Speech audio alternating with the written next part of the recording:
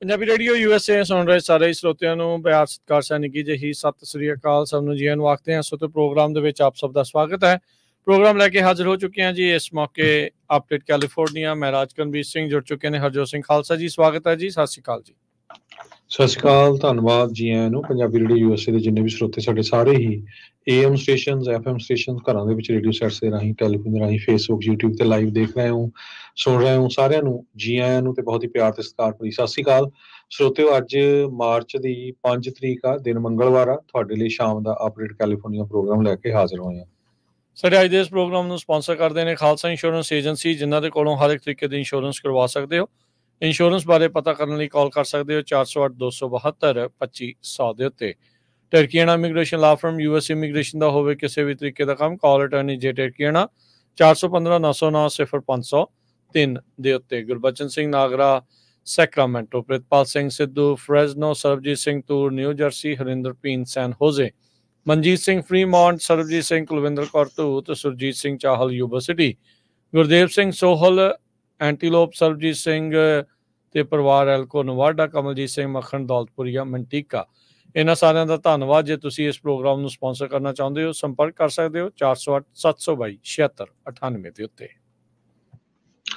ਜੀ ਅੱਜ ਦੀਆਂ ਖਬਰਾਂ ਵੱਲ ਆਈਏ ਤੇ ਅੱਜ ਇਲੈਕਸ਼ਨ ਡੇ ਹੈਗਾ। ਸੋ ਅਮਰੀਕਾ 'ਚ ਬਹੁਤ ਸਾਰੀਆਂ ਸਟੇਟਾਂ 'ਚ ਅੱਜ ਇਲੈਕਸ਼ਨ ਹੋ ਰਹੀ ਆ, ਪ੍ਰਾਇਮਰੀ ਇਲੈਕਸ਼ਨ, ਤੇ ਕੈਲੀਫੋਰਨੀਆ 'ਚ ਵੀ ਹੋ ਰਹੀ ਆ। ਜੋ ਰਿਜ਼ਲਟਸ ਆਉਣੇ ਸ਼ੁਰੂ ਹੋਏ ਹੈਗੇ ਆ, ਕਹਿੰਦੇ ਵੀ ਪ੍ਰੈਜ਼ੀਡੈਂਟ ਡੋਨਲਡ ਟਰੰਪ ਤੇ ਬਾਈਡਨ ਹੋਣਾ ਨੇ ਸੁਪਰ ਟਿਊਜ਼ਡੇ 'ਚ ਕੁਝ ਸਟੇਟਸ ਆਲਰੇਡੀ ਪਿਕ ਕਰ ਲਈਆਂ ਹੈਗੀਆਂ। ਸਭ ਤੋਂ ਇੰਪੋਰਟੈਂਟ ਇੱਕ ਸਟੇਟ ਕਹੀ ਜਾ ਰਹੀ ਸੀ ਵਰਜੀਨੀਆ, ਜਿੱਥੇ ਪ੍ਰੈਜ਼ੀਡੈਂਟ ਡੋਨਲਡ ਟਰੰਪ ਹੋਣੀ ਜਿੰਨੀਆਂ ਵੀ ਕਾਊਂਟ ਵੋਟਾਂ ਹੋਈਆਂ ਉਹਦੇ ਵਿੱਚ ਕਾਫੀ ਅੱਗੇ ਜਿਹੜਾ ਆ ਜਾ ਰਹੇ ਹੈਗੇ ਆ। ਸੋ ਉੱਥੇ ਨਿੱਕੀ ਹੈਲੀ ਹਾਰ ਗਈ, ਕਿਉਂਕਿ ਨਿੱਕੀ ਹੈਲੀ ਨੂੰ ਉਹ ਆਸ ਸੀ ਵੀ ਉਹ ਵਰਜੀਨੀਆ ਨੂੰ ਅੱਗੇ ਲੈ ਜਾਣਗੇ। ਤੇ ਸੋ ਕਮਾਂਡਿੰਗ ਲੀਡ ਹੈਗੀ ਆ ਪ੍ਰੈਜ਼ੀਡੈਂਟ ਡੋਨਲਡ ਟਰੰਪ ਹੋਣਾ ਦੀ ਲਗਭਗ ਸਾਰੀਆਂ ਹੀ ਸਟੇਟਸ ਦੇ ਵਿੱਚ ਜੇ ਦੇਖਿਆ ਜਾਵੇ। ਤੇ ਦੂਸਰੇ ਪਾਸੇ ਵਰਮੌਂਟ ਤੇ ਟੈਕਸਸ ਦੇ ਵਿੱਚ ਵੀ ਲੀਡ ਦੇ ਅੱਗੇ ਚੱਲ ਰਹੀ ਆ। ਨਿੱਕੀ ਹੈਲੀ ਜੋ ਆ ਮੈਸਾਚੂਸੇਟਸ ਦੇ ਵਿੱਚ ਥੋੜਾ ਜਿਹਾ ਅੱਗੇ ਹੈਗੀ ਆ ਪ੍ਰੈਜ਼ੀਡੈਂਟ ਡੋਨਲਡ ਟਰੰਪ ਹੋਣਾ ਵੱਲੋਂ। ਤੇ CNN ਇਹ ਕਹਿ ਰਿਹਾ ਵੀ ਟਰੰਪ ਹੋਣੀ ਟੈਨਸੀ ਸਟੇਟ ਦੀ ਜਿਹੜੀ ਪ੍ਰਾਇਮਰੀ ਆ ਉਸ ਨੂੰ ਵਿਨ ਕਰ ਜਾਣਗੇ, ਤੇ ਜੋ ਬਾਈਡਨ ਹੋਣੀ ਵੀ ਟੈਨਸੀ ਦੀ ਸਟੇਟ ਦੀ ਜਿਹੜੀ ਹੈਗੀ ਆ ਪ੍ਰਾਇਮਰੀ ਉਸ ਨੂੰ ਵਿਨ ਕਰਨ ਜਾ ਰਹੇ ਹੈਗੇ ਆ।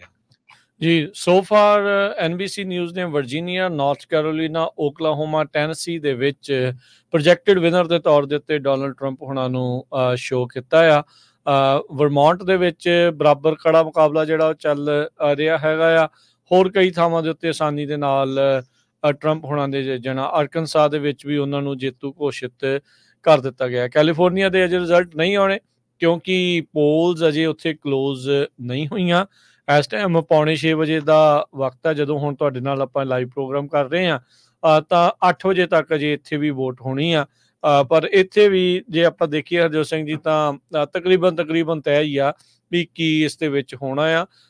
ਦੋਨੋਂ ਹੀ ਤਰਫੋਂ, ਇੱਕ ਪਾਸੋਂ ਟਰੰਪ ਤੇ ਇੱਕ ਪਾਸੋਂ ਬਾਈਡਨ ਹੋਣੀ ਆਪੋ ਆਪਣੇ ਖੇਮਿਆਂ ਦੇ ਵਿੱਚ ਜਿਹੜੇ ਜੇਤੂ ਆ ਉਹ ਰਹਿਣ ਵਾਲੇ ਆ। ਬਹੁਤੀਆਂ ਨਜ਼ਰਾਂ ਜਿਹੜੀਆਂ ਹਰਜੋਤ ਸਿੰਘ ਜੀ ਇਹਨਾਂ ਪ੍ਰਾਇਮਰੀਜ਼ ਦੇ ਨਾਲ ਪ੍ਰੋਪੋਜੀਸ਼ਨ 1 ਲੋਕਲ ਜਿਹੜੇ ਟੈਕਸ ਦੀਆਂ ਪ੍ਰੋਪੋਜੀਸ਼ਨ ਆ, ਸੁਪਰਵਾਈਜ਼ਰ ਕਾਊਂਟੀ ਦੀਆਂ, ਉਹਨਾਂ ਰੇਸਿਸ ਦੇ ਉੱਤੇ ਵੀ ਜਿਹੜੀਆਂ ਰਹਿਣ ਵਾਲੀਆਂ ਆ। ਕੱਲ੍ਹ ਨੂੰ ਸਵੇਰ ਤੱਕ ਉਹ ਕਲੀਅਰ ਹੋਊਗਾ ਕੈਲੀਫੋਰਨੀਆ ਦੇ ਵਿੱਚ ਕਿਸ ਪਾਸੇ ਵੱਲ ਨੂੰ ਜਿਹੜੀ ਇਹ ਚੀਜ਼ ਵੱਧਦੀ ਹੈਗੀ ਆ। ਅੱਜ ਨਿੱਕੀ ਹੈਲੀ ਨੇ ਇੱਕ ਵਾਰੀ ਫਿਰ ਗੱਲਬਾਤ ਕਰਦੇ ਹੋਏ ਕਿਹਾ ਵੀ ਆਪਾਂ ਨੂੰ 80 ਸਾਲ ਦੇ ਬਜ਼ੁਰਗਾਂ ਦੀ ਥਾਂ ਤੇ ਕਿਸੇ ਹੋਰ ਨੂੰ ਚੁਣਨਾ ਜਿਹੜਾ ਉਹ ਚਾਹੀਦਾ ਆ। ਬਾਈਡਨ ਹੁਣੀ 81 ਸਾਲ ਤੇ ਟਰੰਪ ਹੁਣੀ 77 ਸਾਲ ਦੇ ਦੱਸੇ ਜਾਂਦੇ ਆ। ਤੇ ਨਿੱਕੀ ਹੈਲੀ ਉਹਨਾਂ ਦੇ ਹਿਸਾਬ ਨਾਲ ਉਮਰ ਦੇ ਵਿੱਚ ਜਿਹੜੀ ਉਹ ਕਾਫੀ ਛੋਟੀ ਹੈਗੀ ਆ। ਸੋ ਇਹ ਹੁਣ ਕਿਤੇ ਨਾ ਕਿਤੇ ਮੋਮੈਂਟਮ ਲੱਗ ਰਿਹਾ ਹੈ। ਹਰਜੋਤ ਸਿੰਘ ਜੀ, ਨਿੱਕੀ ਹੇਲੀ ਦਾ ਇੰਡੀਪੈਂਡੈਂਟ ਜਿਹੜੇ ਇੱਕ ਤੌਰ ਦੇ ਉੱਤੇ ਜਾਂ ਥਰਡ ਪਾਰਟੀ ਦੇ ਤੌਰ ਦੇ ਉੱਤੇ, ਉਸੇ ਤਰੀਕੇ ਦੇ ਨਾਲ ਜਿੱਦਾਂ ਕੈਨੇਡੀ ਡੈਮੋਕ੍ਰੇਟ ਖੇਮੇ ਤੋਂ ਜਿਹੜਾ ਨਾਰਾਜ਼ ਹੋ ਕੇ ਉਹ ਐਜ਼ ਇਹ ਜਿਹੜਾ ਇੰਡੀਪੈਂਡੈਂਟ ਉਮੀਦਵਾਰ ਦੇ ਤੌਰ ਦੇ ਉੱਤੇ ਜਿਹੜਾ ਹੋ ਜਾ ਰਿਹਾ ਆ, ਕਿ ਇਹ ਵਾਕਿਆ ਜਾਣ ਦੇ ਨਾਲ ਕੋਈ ਅਸਰ ਜਿਹੜਾ ਉਹ ਪਊਗਾ, ਇਹ ਜਿਹੜੀ ਉਹ ਦੇਖਣ ਵਾਲੀ ਗੱਲ ਜਿਹੜੀ ਉਹ ਰਹੇਗੀ। ਪਰ ਅੱਜ 1/3 ਓਵਰਆਲ ਡੈਲੀਗੇਟਸ ਦਾ ਜਿਹੜਾ ਫੈਸਲਾ ਆ ਪ੍ਰਾਇਮਰੀਜ਼ ਦੇ ਵਿੱਚ ਆਉਣਾ ਆ। ਫਾਰਮੈਲਿਟੀਜ਼ ਟਾਈਪ ਜਿਹੜੀਆਂ ਉਹ ਸਾਰੀਆਂ ਚੀਜ਼ਾਂ ਲੱਗ ਰਹੀਆਂ ਆ। ਦੋਨੋਂ ਹੀ ਖੇਮਿਆਂ ਚੋਂ ਮੇਨ ਜਿਹੜੇ ਉਮੀਦਵਾਰ ਆ ਉਹ ਟਰੰਪ ਵਰਸਸ ਬਾਈਡਨ ਦਾ ਰੀਮੈਚ ਇਸ ਵਾਰ ਨਵੰਬਰ ਦੇ ਵਿੱਚ ਹੁੰਦਾ ਨਜ਼ਰ ਆ ਰਿਹਾ ਹੈਗਾ ਆ। ਇਸੇ ਤਰ੍ਹਾਂ ਜੋ ਐਰੀਜ਼ੋਨਾ ਤੋਂ ਸੈਨੇਟਰ ਹੈਗੀ ਕ੍ਰਿਸਟਨ ਸਿਨੇਮਾ, ਉਹਨਾਂ ਨੇ ਅੱਜ ਅਨਾਉਂਸ ਕੀਤਾ ਹੈ ਵੀ ਉਹ ਅਗਲੀ ਜਿਹੜੀ ਇਲੈਕਸ਼ਨ ਆ ਉਹ ਨਹੀਂ ਦੇਖਣਗੇ, ਰੀ ਇਲੈਕਸ਼ਨ ਨਹੀਂ ਕਰਨ ਜਾ ਰਹੇ ਹੈਗੇ ਤੇ ਉਹ ਰਿਟਾਇਰ ਹੋਣ ਜਾ ਰਹੇ ਆ। ਡੈਮੋਕ੍ਰੇਟ ਸੀ ਪਹਿਲਾਂ, ਫਿਰ ਇੰਡੀਪੈਂਡੈਂਟ ਉਹਨਾਂ ਨੇ ਆਪਣੇ ਆਪ ਨੂੰ ਰਿਪਰੈਜ਼ੈਂਟ ਕੀਤਾ ਤੇ ਹੁਣ ਉਹਨਾਂ ਨੇ ਕਿਹਾ ਵੀ ਨਹੀਂ, ਮੈਂ ਪਾਰਟਿਸਿਪੇਟ ਨਹੀਂ ਕਰ ਰਿਹਾ। ਸੋ ਤਿੰਨ ਪਾਸੇ ਦੀ ਜਿਹੜੀ ਰੇਸ ਹੋਣੀ ਸੀ ਉਹ ਹੁਣ ਡੈਮੋਕ੍ਰੇਟਿਕ ਤੇ ਰਿਪਬਲਿਕਨ ਪਾਰਟੀ ਦੇ ਵਿੱਚ ਹੀ ਹੋਊਗੀ। ਕੈਰੀ ਲੇਕ ਐਰੀਜ਼ੋਨਾ ਦੇ ਵਿੱਚ ਜਿਹੜੀ ਹਾਰ ਗਈ ਸੀ ਇਸ ਵਾਰ ਗਵਰਨਰ ਦੀ, ਸੈਨੇਟ ਦੀ, ਉਹ ਕਾਫੀ ਰੇਸਾਂ ਹਾਰੀ ਆ। ਸੋ ਉਹ ਮੇਨ ਉਮੀਦਵਾਰ ਰਿਪਬਲਿਕਨ ਪਾਰਟੀ ਵੱਲੋਂ ਸੀ। ਕ੍ਰਿਸਟਨ ਸਿਨੇਮਾ ਨੇ ਚਲਦੀ ਆਪਣੀ ਟਰਮ ਦੇ ਵਿੱਚ ਆਪਣੇ ਆਪ ਨੂੰ ਜਿਹੜਾ ਉਹ ਬਦਲਿਆ ਸੀ। ਉਹੀ ਸਟੇਟ ਤੋਂ ਆ ਜਿੱਥੇ ਜਿਹੜੇ ਜੌਨ ਮਕੇਨ ਉਹਨਾਂ ਨੇ ਸਰਵ ਕੀਤਾ ਸੀ ਐਜ਼ ਅ ਸੈਨੇਟਰ।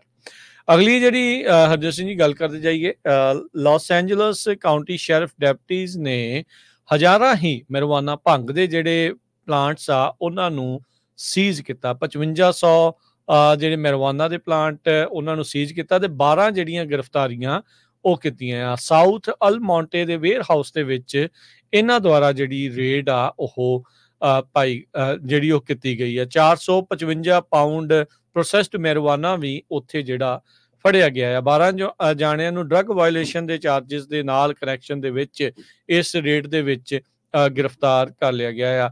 ਡੈਪਟੀਜ਼ ਨੇ ਦੱਸਿਆ ਵੀ ਇਹ ਇੱਕ ਇਲੀਗਲ ਆਪਰੇਸ਼ਨ ਚੱਲ ਰਿਹਾ ਸੀ, ਜਿਸ ਦੇ ਨਾਲ ਹੋਰ ਵੀ ਜਿਹੜੀ ਕ੍ਰਿਮੀਨਲ ਐਕਟੀਵਿਟੀ ਆ ਉਹ ਹੋ ਰਹੀ ਸੀ ਤੇ ਜਿਹੜੇ ਗਵਾਂਢੀ ਰਹਿ ਰਹੇ ਆ ਇਰਦ ਗਿਰਦ ਨੇਬਰਹੁੱਡ ਦੇ ਵਿੱਚ ਉਹਨਾਂ ਨੂੰ ਕਾਫੀ ਜ਼ਿਆਦਾ ਮੁਸ਼ਕਿਲ ਆ ਰਹੀ ਸੀ। ਮੁਸ਼ਕਿਲ ਤੋਂ ਨਾਲ ਕਹਿੰਦੇ ਵੀ ਕਈ ਡੇਂਜਰਸ ਅਮਾਊਂਟ ਆਫ ਜਿਹੜਾ cash, large amount of cash ਤੇ ਜਿਹੜੇ ਡੇਂਜਰਸ ਐਲੀਮੈਂਟਸ ਆ ਉਹ ਉੱਥੇ ਚੱਲ ਰਹੇ ਸੀਗੇ। ਸੋ ਕਹਿੰਦੇ ਲਾਸ ਐਂਜਲਸ ਸ਼ੈਰਿਫ ਡਿਪਾਰਟਮੈਂਟ ਨੇ ਕਿਹਾ ਆ ਵੀ ਅਸੀਂ ਇਲੀਗਲ ਆਪਰੇਸ਼ਨਸ ਨੂੰ ਟਾਰਗੇਟ ਕਰਕੇ ਜਿਹੜੇ ਕਮਿਊਨਿਟੀਜ਼ ਆ, ਨੇਬਰਹੁੱਡਸ ਆ, ਉਹਨਾਂ ਨੂੰ ਸੇਫ ਬਣਾ ਰਹੇ ਹੈਗੇ ਆ।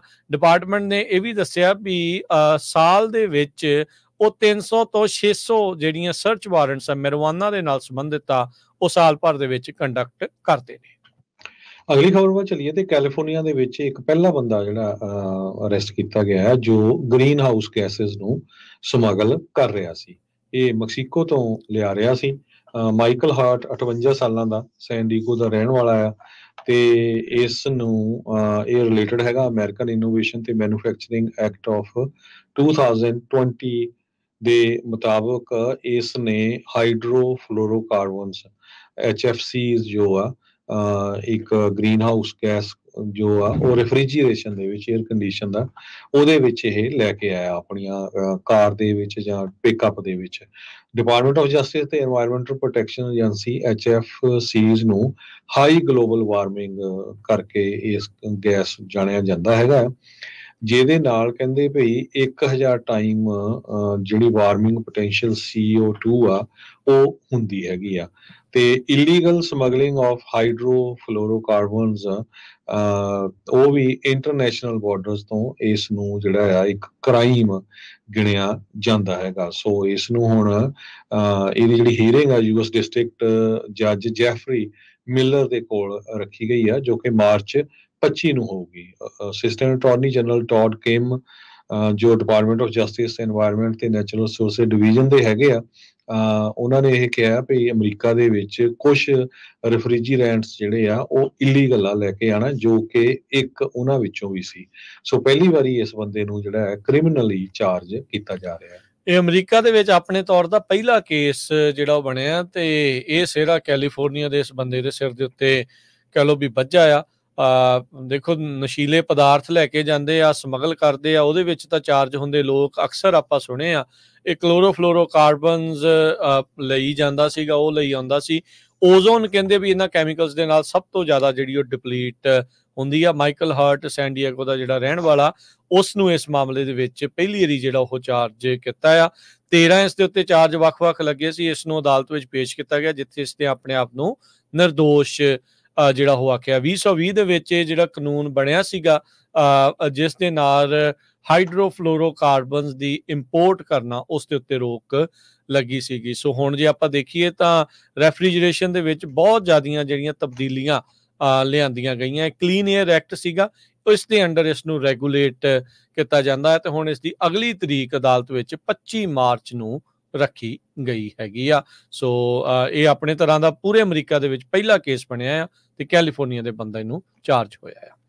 ਅਗਲੀ ਜਿਹੜੀ ਹਰਜੋਤ ਸਿੰਘ ਦੀ ਗੱਲ ਕਰੀਏ, ਪਮੋਨਾ ਦਾ ਰਹਿਣ ਵਾਲਾ ਇੱਕ ਜਿਹੜਾ ਬੰਦਾ ਆ, ਉਸ ਦੇ ਉੱਤੇ 3 ਮਰਡਰ ਚਾਰਜਸ ਲੱਗੇ ਆ ਤੇ ਨਾਲ ਦੇ ਨਾਲ ਇਹ ਐਲੀਗੇਸ਼ਨ ਆ ਵੀ DUI ਦੇ ਤਹਿਤ ਸੈਟਰਡੇ ਨੂੰ ਇਸ ਦੇ ਦੁਆਰਾ ਇੱਕ ਕ੍ਰੈਸ਼ ਹੋਇਆ ਸੀ, ਜਿਸ ਕ੍ਰੈਸ਼ ਜਿਹੜਾ ਜਾਨਲੇਵਾ ਸਾਬਤ ਹੋਇਆ। 3 ਔਰਤਾਂ ਦੀ ਮੌਤ ਹੋਈ ਤੇ 2 ਜਣੇ ਇਸ ਦੇ ਵਿੱਚ ਜ਼ਖਮੀ ਹੋਏ ਸੀਗੇ। ਇਹ ਕਹਿੰਦੇ ਵੀ ਲੋਕ ਬੇਬੀ ਸ਼ਾਵਰ ਤੋਂ ਬਾਅਦ ਚ ਘਰ ਨੂੰ ਵਾਪਸ ਪਰਤ ਰਹੇ ਸੀਗੇ। ਵਿਕਟਰ ਸਿਹਾਰਥ 36 ਸਾਲਾਂ ਦਾ ਨਸ਼ੇ ਦੇ ਵਿੱਚ, ਸ਼ਰਾਬ ਦੇ ਨਸ਼ੇ ਦੇ ਵਿੱਚ ਕਹਿੰਦੇ ਗੱਡੀ ਚਲਾ ਰਿਹਾ ਸੀ। ਰੈੱਡ ਲਾਈਟ ਇਸ ਨੇ ਤੋੜੀ, ਰਨ ਕੀਤਾ ਤੇ ਕ੍ਰੈਸ਼ ਕੀਤਾ ਦੂਜੇ ਪਾਸੇ ਜਿਹੜੀ ਆ ਰਹੀ ਗੱਡੀ ਆ ਉਸ ਦੇ ਵਿੱਚ।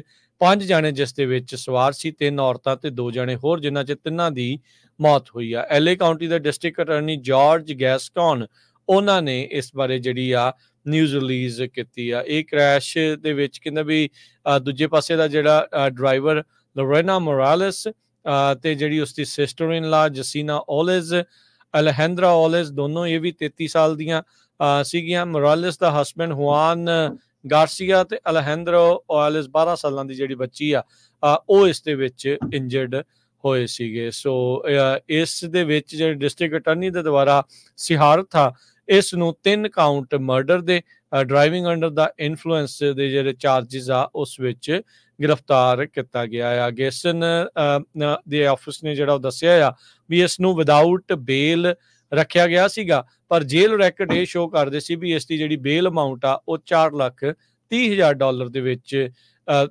$4,30,000 ਦੇ ਉੱਤੇ ਰੱਖੀ ਗਈ ਆ। ਇਸ ਨੂੰ ਮੈਨਜ਼ ਸੈਂਟਰਲ ਜੇਲ੍ਹ ਦੇ ਵਿੱਚ ਹਿਰਾਸਤ ਵਿੱਚ ਰੱਖਿਆ ਗਿਆ ਆ। ਜੀ, ਬੇਰੀਏ ਦੇ ਇੱਕ ਬੰਦੇ ਨੂੰ, ਮਿਸਟਰ ਵੋ ਨੂੰ ਅਰੈਸਟ ਕੀਤਾ ਗਿਆ, ਜਿਸ ਨੇ ਰਿਪੋਰਟ ਕੀਤਾ ਸੀ ਵੀ ਉਸ ਦੀ ਵਾਈਫ ਤੇ ਉਸ ਦੀ ਮਦਰ ਇਨ ਲਾ ਜੋ ਮਿਸਿੰਗ ਹੈਗੇ ਆ। ਸਤੰਬਰ ਦੇ ਵਿੱਚ ਇਹ ਇਨਸੀਡੈਂਟ ਵਾਪਰੀ ਸੀ। ਹੁਣ ਇਹ ਪਤਾ ਚੱਲ ਰਿਹਾ ਵੀ ਜਿਹੜਾ ਮਿਸਟਰ ਬੋ ਆ ਉਹ ਹੀ ਜ਼ਿੰਮੇਵਾਰ ਆ ਉਸ ਦੀ ਵਾਈਫ ਤੇ ਉਸ ਦੀ ਮਦਰ ਇਨ ਲਾ ਦੀ ਮੌਤ ਦੇ ਸੰਬੰਧ ਦੇ ਵਿੱਚ। ਮਿਸਟਰ ਲਾਈ ਜਿਹੜੀ ਥੋ ਲਾਈ ਉਹਦੀ ਵਾਈਫ ਉਹ 40 ਸਾਲਾਂ ਦੀ ਸੀ, ਮਦਰ ਕੋਈ ਟ੍ਰੈਨ 74 ਸਾਲਾਂ ਦੀ। ਉਸਨੇ ਕਹਿੰਦਾ ਭਈ 2017 ਦੀ ਹਾਂਡਾ ਫਿਟ ਦੇ ਵਿੱਚ ਇਹ ਫੈਮਿਲੀ ਸਦਰਨ ਕੈਲੀਫੋਰਨੀਆ ਤੋਂ ਕਿਤੇ ਗਈ ਸੀ। ਬਾਅਦ ਦੇ ਵਿੱਚ ਜਦੋਂ ਉਹਦਾ ਮਿਸਿੰਗ ਰਿਪੋਰਟ ਕੀਤਾ ਗਿਆ, ਜੋ ਉਸਨੇ ਸਟੋਰੀ ਘੜੀ ਉਹ ਉਹਦੇ ਨਾਲ ਮੈਚ ਨਹੀਂ ਕੀਤੀ ਤੇ ਬਹੁਤ ਸਾਰੀਆਂ ਇਨਕਨਸਿਸਟੈਂਸੀਜ਼ ਜਿਹੜੀਆਂ ਸੀਗੀਆਂ, ਬਹੁਤ ਸਾਰੀਆਂ ਜਿਹੜੀਆਂ ਗੱਲਾਂ ਉਹ ਦੱਸੀਆਂ ਉਹ ਮੈਚ ਨਹੀਂ ਕਰ ਰਹੀਆਂ ਸੀਗੀਆਂ।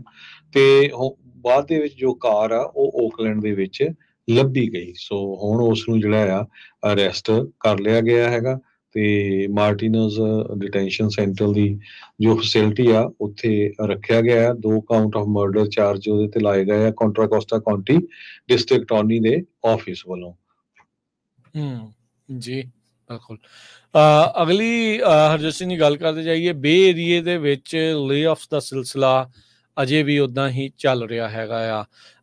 ਆਈਕੋਨਿਕ ਜਿਹੜੀ ਕਲੋਥਿੰਗ ਕੰਪਨੀ ਲੈਵੀ ਸਟ੍ਰੌਸ, ਉਹਨਾਂ ਨੇ 100 ਤੋਂ ਵੱਧ ਬੇ ਏਰੀਏ ਦੀਆਂ ਜਿਹੜੀਆਂ ਜੌਬਸ ਆ ਉਹ ਕੱਟ ਕਰ ਦਿੱਤੀਆਂ। ਲੇ ਆਫ ਕਹਿੰਦੇ ਵੀ ਲੇਟੈਸਟ ਇਹ ਇਸ ਟਾਈਮ ਚੱਲ ਰਿਹਾ ਆ ਰੀਜਨ ਦੇ ਵਿੱਚ। ਇਸ ਇਲਾਕੇ ਦੇ ਵਿੱਚ ਇਹ ਜਿਹੜਾ ਸਿਨਾਰੀਓ ਆ ਡਾਊਨਵਰਡ ਸਪਾਇਰਲ, ਯਾਨੀ ਕਿ ਲਗਾਤਾਰ ਥੱਲੇ ਵੱਲ ਨੂੰ ਜਿਹੜਾ ਘੁੰਮਣ ਘੇਰੀ ਬਣਦੀ ਆ ਨਾ, ਵੀ ਉਹ ਚੀਜ਼ ਬਣੀ ਪਈ ਆ। ਸੋ EDD ਦੇ ਜਿਹੜੇ ਵਾਰਨ ਨੋਟਿਸਿਸ ਤੋਂ ਇਹ ਜਿਹੜਾ ਪਤਾ ਲੱਗਦਾ ਰਹਿੰਦਾ ਆ ਵੀ ਕਿਹੜੀ ਕੰਪਨੀ ਦੇ ਵਿੱਚ ਕਿੰਨੀਆਂ ਲੇ ਆਫਸ ਹੋ ਰਹੀਆਂ ਆ। ਸੋ ਲੈਵੀ ਸਟ੍ਰੌਸ ਕਹਿ ਰਹੀ ਆ ਵੀ ਰੀਆਰਗਨਾਈਜੇਸ਼ਨ ਦੇ ਉੱਤੇ ਉਹ ਜ਼ੋਰ ਲਾਉਣਗੇ, ਜਿਸ ਦੇ ਨਾਲ ਵਰਕਫੋਰਸ ਦੇ ਵਿੱਚ ਉਹ ਰਿਡਕਸ਼ਨ ਕਰਨ ਜਾ ਰਹੇ ਹੈਗੇ ਆ ਤੇ ਕੁੱਲ 143 ਜੌਬਸ ਉਹਨਾਂ ਨੇ ਕੱਟ ਕਰਨ ਦਾ ਫੈਸਲਾ ਲਿਆ ਹੈਗਾ ਆ। ਸੈਨ ਫਰਾਂਸਿਸਕੋ ਸੈਂਟਰ ਜਿਹੜਾ ਆ ਕਹਿੰਦੇ ਵੀ ਉਹ ਫਲॉप ਹੋ ਗਿਆ ਤੇ ਉਹ ਫੋਰਕਲੋਜ਼ਰ ਦੇ ਵਿੱਚ ਜਾ ਚੁੱਕਾ ਆ। ਸੈਨ ਫਰਾਂਸਿਸਕੋ ਦਾ ਜਿਹੜਾ ਉਹ ਸੈਂਟਰ ਆ, ਨੌਰਡਸਟਾਰਮ ਉੱਥੋਂ ਚਲਾ ਗਿਆ ਆ। ਹੋਰ ਸਾਰੇ ਜਿਹੜੇ ਰੀਟੇਲਰਸ ਆ, ਸਵੇਰੇ ਵੀ ਤੁਸੀਂ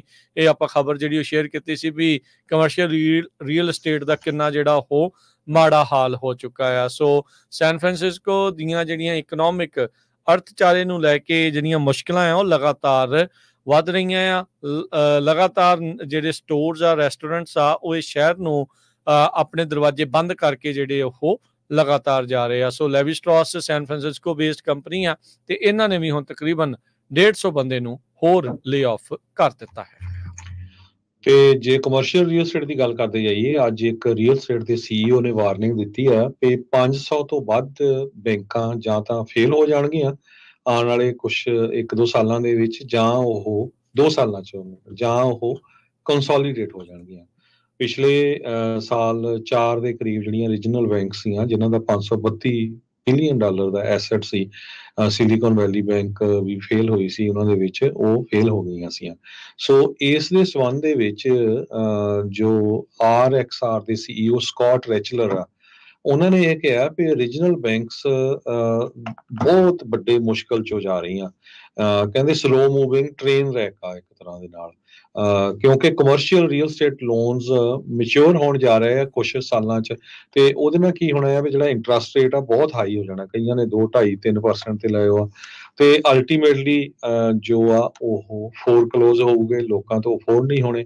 ਬਹੁਤ ਸਾਰੀਆਂ ਕਮਰਸ਼ੀਅਲ ਖਾਸ ਕਰਕੇ ਆਫਿਸ ਜਾਂ ਰੀਅਲ estate ਦੀਆਂ ਜਿਹੜੀਆਂ ਬਿਲਡਿੰਗਸ ਆ, ਰੀਟੇਲ ਸੈਂਟਰਸ ਆ, ਉਹ ਖਾਲੀ ਪਏ ਹੈਗੇ ਆ। ਸੋ ਰੈਗੂਲੇਟਰਸ ਬਹੁਤ ਜ਼ਿਆਦਾ ਡਰ ਰਹੇ ਆ ਵੀ ਜਿਹੜੀਆਂ ਰੀਜਨਲ ਬੈਂਕਸ ਦਾ ਐਕਸਪੋਜ਼ਰ ਹੈਗਾ ਆ ਉਹ ਬਹੁਤ ਜ਼ਿਆਦੇ ਆ, ਤੇ ਇਹ ਕਿਤੇ ਬਹੁਤ ਵੱਡਾ ਅਸਰ ਨਾ ਇਕਨੋਮੀ ਤੇ ਕਰ ਦੇਵੇ ਆਉਣ ਵਾਲੇ 2 ਸਾਲਾਂ ਦੇ ਵਿੱਚ। ਜੀ ਬਿਲਕੁਲ। ਸੋ ਇਕਨੋਮੀ ਦੇ ਵਿੱਚ ਦੇਖੋ ਕੀ ਬਣਦਾ ਆ।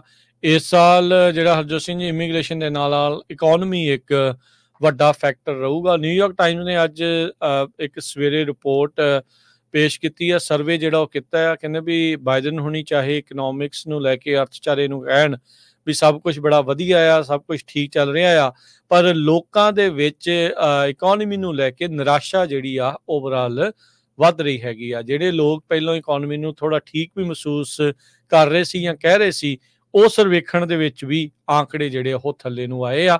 ਸੋ ਇਹ ਸਾਰੀਆਂ ਚੀਜ਼ਾਂ ਆਉਣ ਵਾਲੇ ਦਿਨਾਂ ਦੇ ਵਿੱਚ, ਜਿੱਦਾਂ ਅੱਜ ਵੀ ਇਲੈਕਸ਼ਨ ਡੇ ਸੀ, ਜਾਂ ਨਵੰਬਰ ਦੇ ਵਿੱਚ ਜਦੋਂ ਆਉਣਾ ਆ, ਜਾਂ ਹੋਰ ਸੂਬਿਆਂ 'ਚ ਜਦੋਂ ਡੇਟਸ ਆਉਣੀਆਂ ਇਲੈਕਸ਼ਨ ਦੀਆਂ, ਉਹਨਾਂ ਉੱਤੇ ਜਿਹੜਾ ਉਹ ਅਸਰ ਜ਼ਰੂਰ ਕਰਦਾ ਆ। ਤੇ ਜਾਂਦੇ ਜਾਂਦੇ ਜੇ ਮਾਰਕੀਟਸ ਦਾ ਹਾਲ ਦੱਸਦੇ ਜਾਈਏ ਤਾਂ ਅੱਜ ਸੁਪਰ ਟਿਊਜ਼ਡੇ ਇਲੈਕਸ਼ਨ ਡੇ ਵਾਲੇ ਦਿਨ ਕਲੋਜ਼ਿੰਗ ਦੇ ਉੱਤੇ ਡਾਓ ਜੋਨ ਵਿੱਚ 405 ਪੁਆਇੰਟ ਦੀ ਗਿਰਾਵਟ ਦਰਜ ਹੋਈ, 38,585 ਦੇ ਉੱਤੇ ਬੰਦ ਹੋਇਆ। S&P 52 ਪੁਆਇੰਟ ਘਟ ਕੇ 5,078 ਦੇ ਉੱਤੇ ਬੰਦ ਹੋਇਆ। ਨੈਸਡੈਕ 200 ਤੇ 68 ਪੁਆਇੰਟ ਘਟ ਕੇ 15,940 ਤੇ ਬੰਦ ਹੋਇਆ। ਸੋਨੇ ਦਾ ਭਾਅ $2100 ਤੇ $34 ਪ੍ਰਤੀ ਆਉਂਸ। ਕੱਚੇ ਤੇਲ ਦੀ ਕੀਮਤ $78 ਪ੍ਰਤੀ ਬੈਰਲ। 10 year yield 4.16% ਦੇ ਉੱਤੇ ਰਹੀ। ਕ੍ਰਿਪਟੋ ਕਰੰਸੀ 'ਚ ਬਿਟਕੋਇਨ 63,153 ਤੇ ਇਥੀਰੀਅਮ $3520 ਦੇ ਬਰਾਬਰ ਚੱਲ ਰਿਹਾ ਆ। $1 ਦੇ ਬਰਾਬਰ ਇੰਡੀਆ ਦੇ $82 ਤੇ 88 ਪੈਸੇ ਰਹੇ ਆ, ਤੇ $1 ਦੇ ਬਰਾਬਰ ਪਾਕਿਸਤਾਨ ਦੇ $279 ਤੇ 39 ਪੈਸੇ, ਤੇ $1 ਦੇ ਬਰਾਬਰ ਕੈਨੇਡਾ ਦੇ $1 ਤੇ 36 ਸੈਂਟ। ਇੱਥੇ ਪ੍ਰੋਗਰਾਮ ਦੀ ਸਮਾਪਤੀ। ਮੇਰੇ ਰਾਜਕਰਮਜੀਤ ਸਿੰਘ ਵੱਲੋਂ ਤੇ ਹਰਜੋਤ ਸਿੰਘ ਵੱਲੋਂ ਤੁਹਾਨੂੰ ਸਭ ਨੂੰ ਪਿਆਰ ਸਤਿਕਾਰ ਸੈਨਿਕੀ ਜਿਹੀ ਸਤਿ ਸ੍ਰੀ ਅਕਾਲ।